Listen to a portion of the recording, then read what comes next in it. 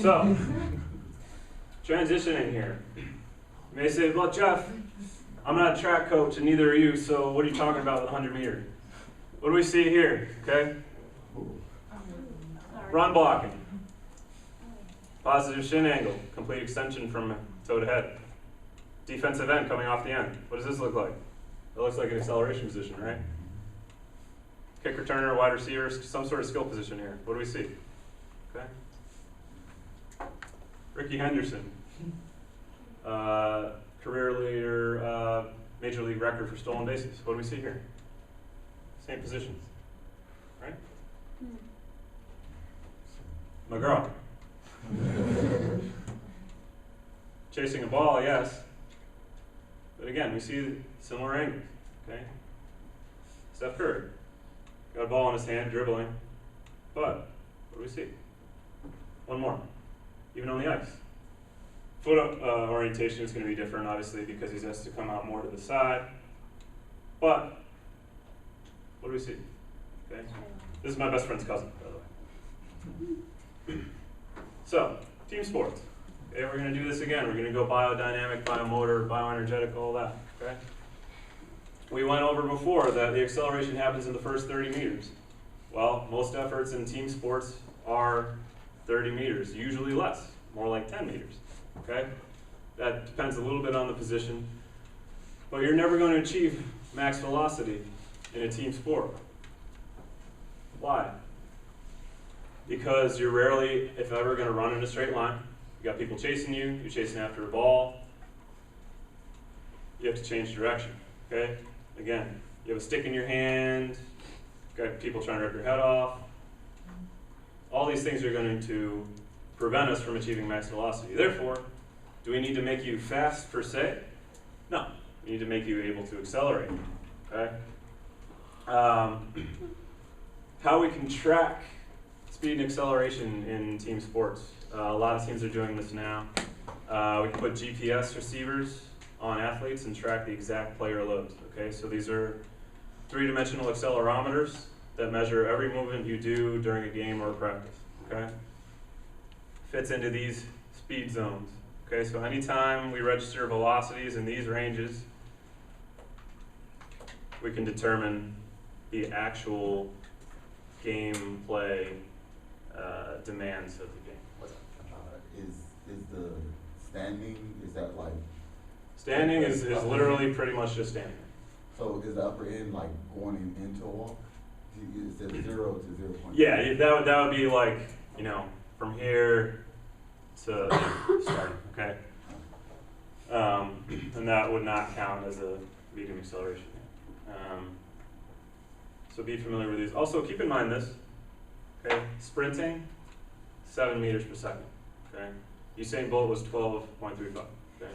So training a team sport athlete is not like training an elite sprinter because the maximum velocity they can achieve is nowhere near what a sprinter can achieve, okay? Soccer is a good one to talk about. There's a lot of GPS research on soccer. What do we think when we think of soccer, okay? What do you think is the primary energy system used in soccer? Anaerobic glycolysis. Anaerobic glycolysis. Yeah? Anaerobic? Yeah, but also a lot of phosphagen, depending on your position, a lot of phosphagen systems also apply.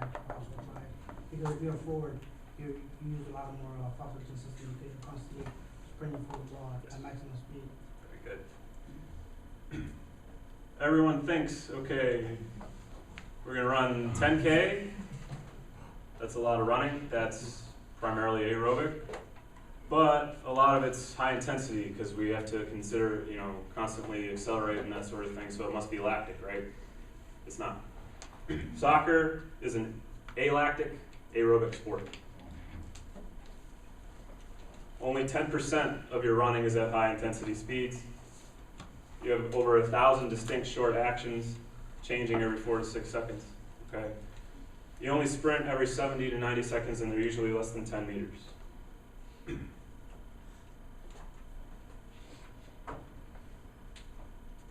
90% of your game is standing, walking, or jogging.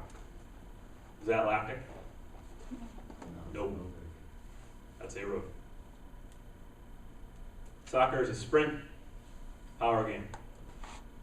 You have to train your athletes for pure speed. You don't need to run them gassers, intervals, that sort of thing. That's not preparing them for the game. Talk about positional requirements. There's actually not as much as you might think.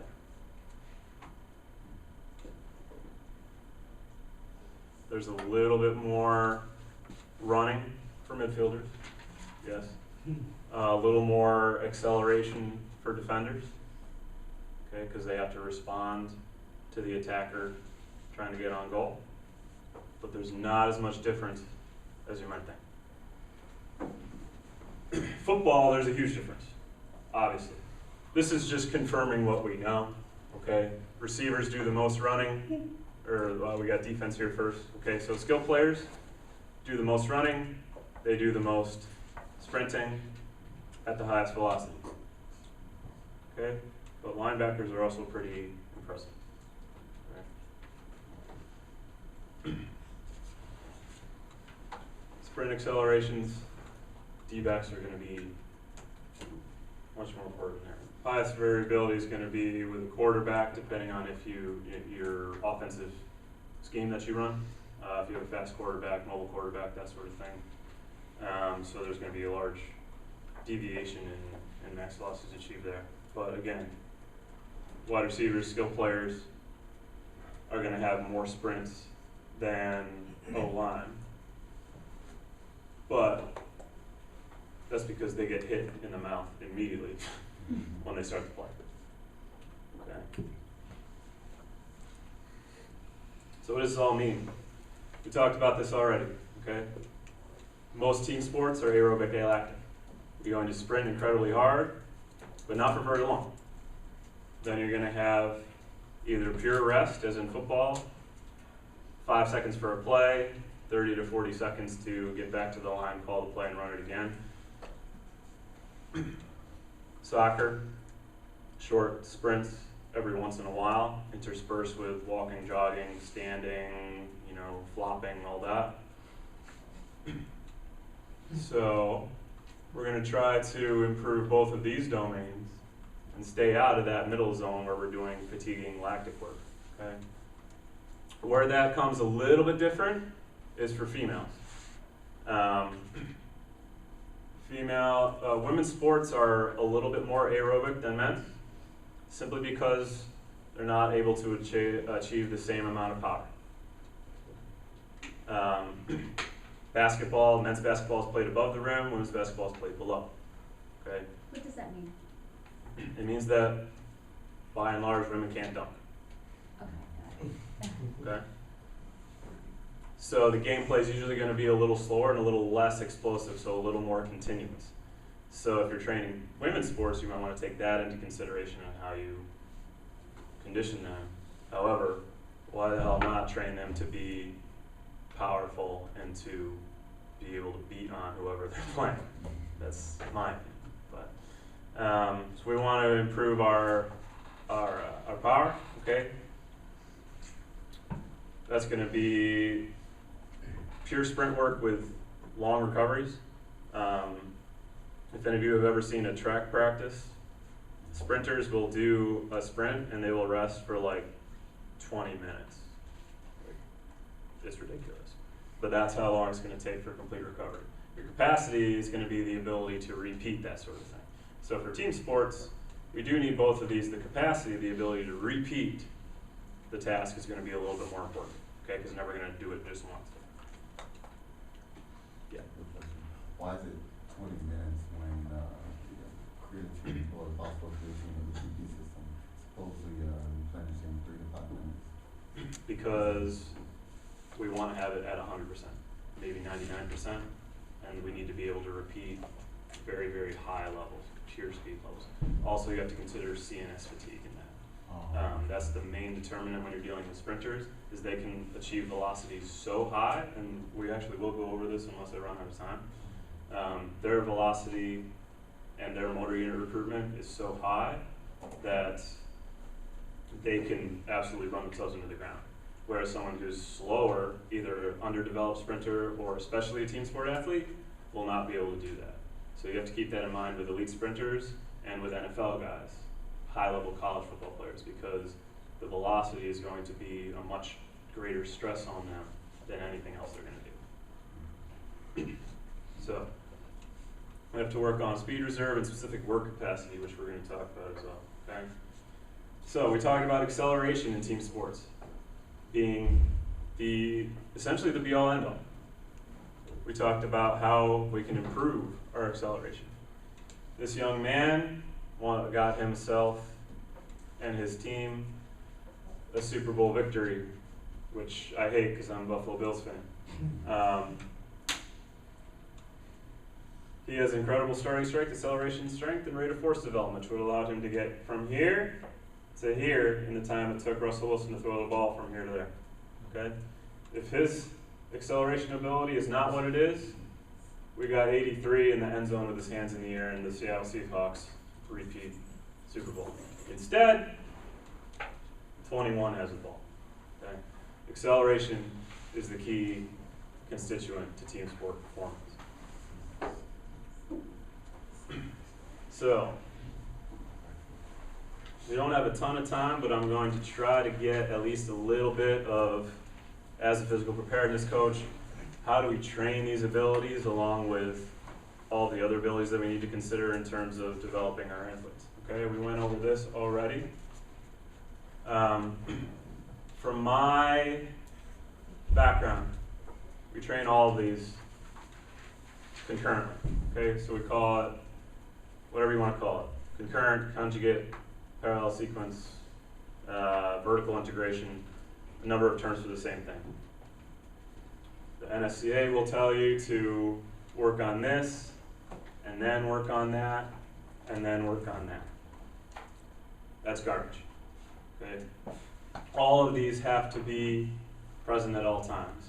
You simply vary the volumes depending on your emphasis. Okay? If you just work on that, and then you work on that, and then you work on that, all of a sudden this is going down. Okay? So in a classic, I'm going to take a little detour and talk about powerlifting.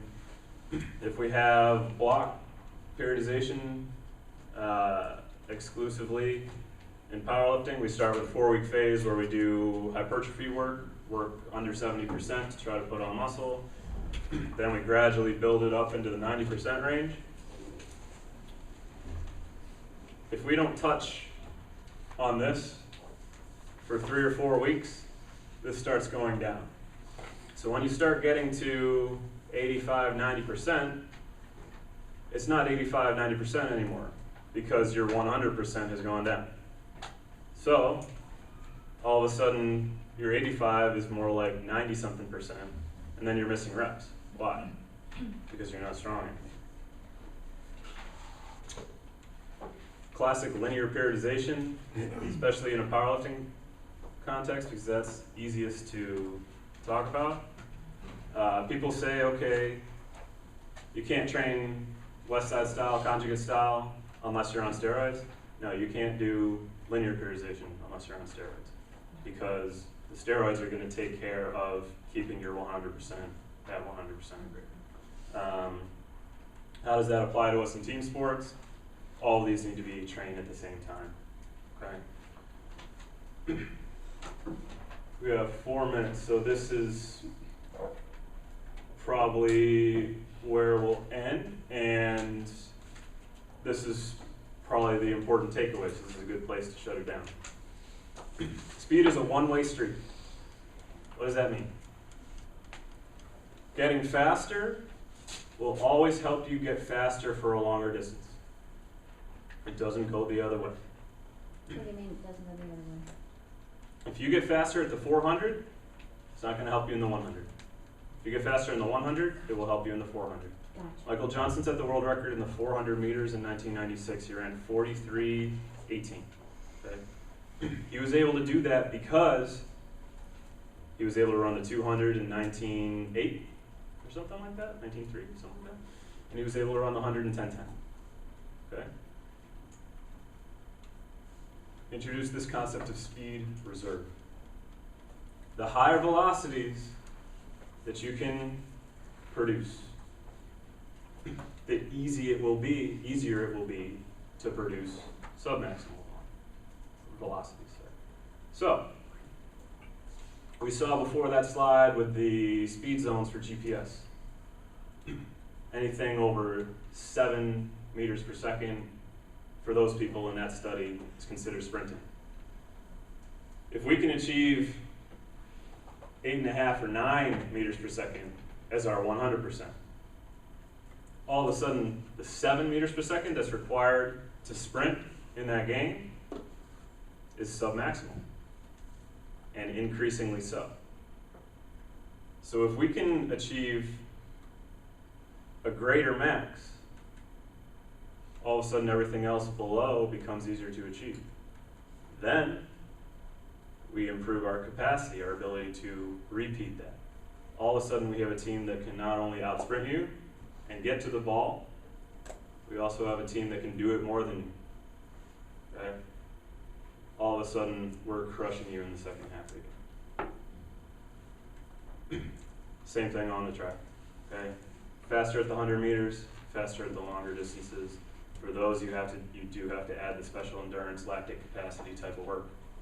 But pure speed has to be accounted for in any sort of sprinting task. Okay? Doesn't matter how many times you can achieve a certain velocity if it's not fast enough to get you to the ball before anybody else. Okay? So that's why we're going to work from the top down as opposed to working from the bottom up, which is what a lot of people do. They'll start with long intervals and then they'll eventually work into what they think is max speed, but it's actually not. That's what you do when you do improve maximum speed and look at it that way. I'm out of time. I've had more for you, which would have been fun, but that's all the time we have. Does anybody have like a question? Can I ask you a question? Yeah. In 1 minute, can you tell me how this would apply to me? I'm an aerobic. I'm not an athlete, but I'm an aerobic person. Yes. How does this apply to me? Because it's the same physical realm that governs all of us, okay? So if you put more force into the ground, you run faster, right? In an aerobic event, if you lengthen your stride, which happens because of applying more force to the ground, even if you increase it by 1%, you're going to significantly improve your time, especially in a longer event. Okay? So, increasing your ability to, again, raise your speed reserve will make it easier for you to apply more force to the ground and run faster. You're going to run faster at either the same or less energy expenditure. So it applies to everybody. So still we're talking about speed work. We're talking about pure speed work. We're not talking about 400s. We're not talking about intervals. We're talking about speed.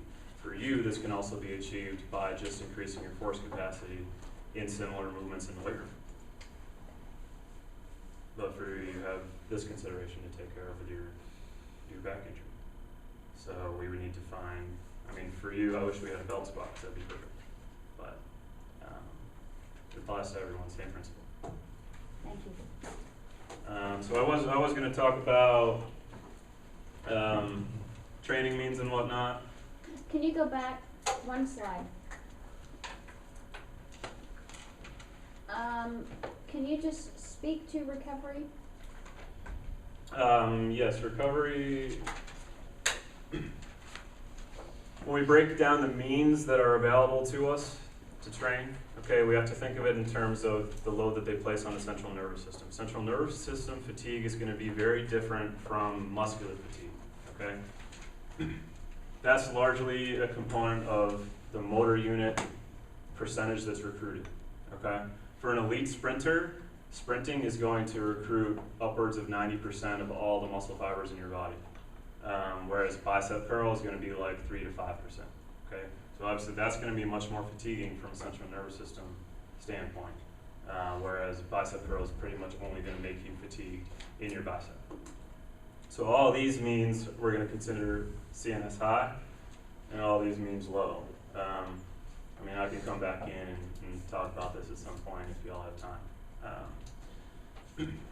What we need to consider with the recovery is that CNS high means are gonna take at least 48, usually 72 hours to recover from, whereas these are gonna be, you could do this every day and not get really crushed. Again, with a faster sprinter, the velocity they can achieve is gonna be much more fatiguing on their central nervous system simply because they can produce so much power and recruit so many motor units. An untrained athlete or a slower athlete is not going to have nearly that same amount of fatigue. So we think of it as a cup, okay? This is a good thing to end on. You have a cup, it's however big.